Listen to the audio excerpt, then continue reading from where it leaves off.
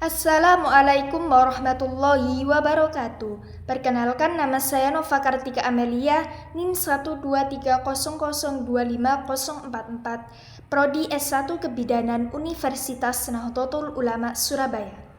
Di sini saya akan menjelaskan tentang sistem reproduksi pria. Apa sih sistem reproduksi pria?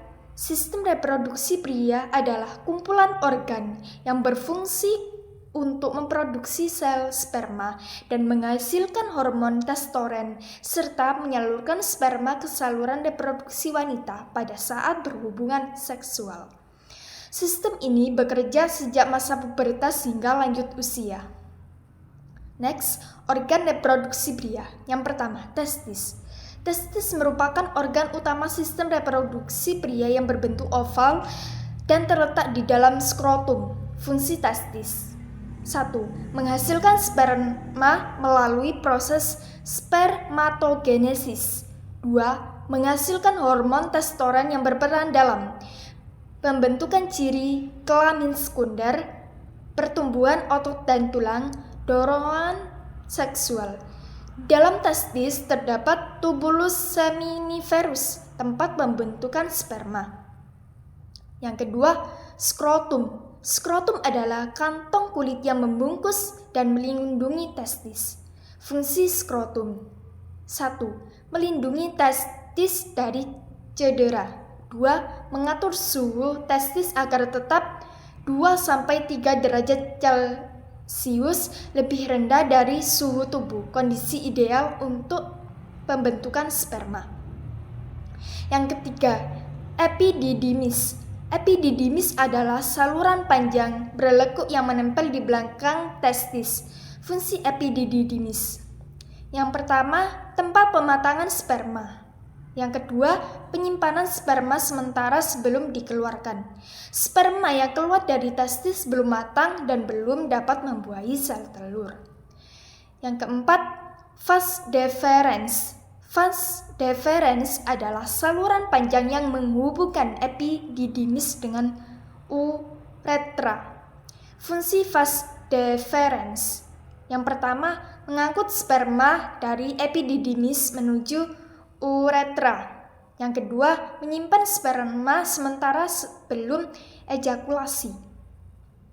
5. Vesicula seminalis.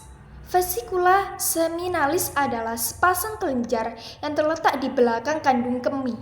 Fungsi vesicula seminalis: yang pertama, menghasilkan cairan semen yang mengandung fruktosa. Yang kedua, fruktosa berfungsi sebagai sumber energi bagi sperma. Yang ketiga, membentuk sebagian besar volume semen. 6. Kelenjar prostat. Kelenjar prostat berada di bawah kandung kemih dan mengelilingi uretra. Fungsi kelenjar prostat: yang pertama, menghasilkan cairan bersifat basah. Yang kedua, menetralkan kesamaan vagina sehingga sperma dapat bertahan hidup. Yang ketiga, membantu pergerakan sperma. 7. Kelenjar Cowper. Kelenjar Cowper terletak di bawah prostat.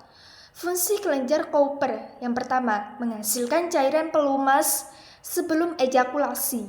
Yang kedua, menetralkan sisa urin yang bersifat asam di uretra. 8. Uretra. Uretra adalah saluran akhir yang terdapat di dalam penis. Fungsi uretra: yang pertama, menyalurkan sperma saat ejakulasi. Yang kedua, menyalurkan urin saat berkemih. Yang ketiga, kedua fungsi tidak terjadi secara bersamaan. 9. Penis. Penis merupakan organ kopulasi pria. Fungsi penis: yang pertama, menyalurkan sperma ke dalam vagina saat berhubungan seksual. Yang kedua, alat pengeluaran urin. Proses pembentukan sperma. Spermatogenesis terjadi di tubulus seminiferus testis dan berlangsung melalui beberapa tahap. Yang pertama, spermatogonium. Yang kedua, spermatosit. Yang ketiga, spermatid. Dan yang keempat, sperma matang. Proses ini dipengaruhi oleh hormon FSH, dan testosteron. Kesimpulannya, sistem reproduksi pria terdiri dari organ internal dan eksternal yang bekerja sama untuk memproduksi sperma, hormon testosteron, serta menyalurkan sperma ke alat reproduksi wanita demi terjadi pembuahan. Sekian dari saya. Assalamualaikum warahmatullahi wabarakatuh.